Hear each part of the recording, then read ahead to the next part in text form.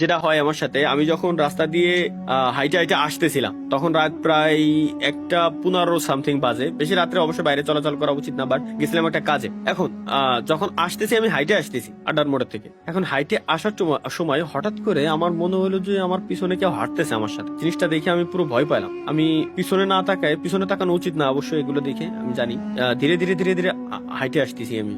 হাইটে আস্তে আস্তে আস্তে আস্তে আমার বাসার ভিতরে ঢুকলাম। তখনও মনে হলো যে বাসার ভিতরে ঢোকার পর গেট আমার দারোয়ান মামা খুলে দিছিল, কিন্তু গেটটা দারোয়ান মামা না, অন্য কেউ বন্ধ করিস। তখন মানে আমার শরীরের সমস্ত লোম এখনো পর্যন্ত দাঁড়াই যাচ্ছে জিনিসটা ভাবার পর। তো এই সিন হওয়ার পরে আমি, মামা লিফট চালু করে দিল, লিফটায় আমি উঠলাম। লিফটের ভিতরে ঢোকার পর কেমন যেন মনে হচ্ছিল আমার আশেপাশে 3 থেকে 4 জন লোকজন। তখন রাতের বেলা আমি নগদে লিফট দিয়ে উপরে আসলাম। বাসার উপরে আইসে চাবি দিয়ে দরজাটা খুললাম, খুলে রুমের ভিতরে ঢুকছি। ঢোকার পর অজু টুজু করে তাড়াতাড়ি খাটের উপরে যাই শুয়ে পড়ছি। তখনই আমার গায়ে খেয়াল আসলো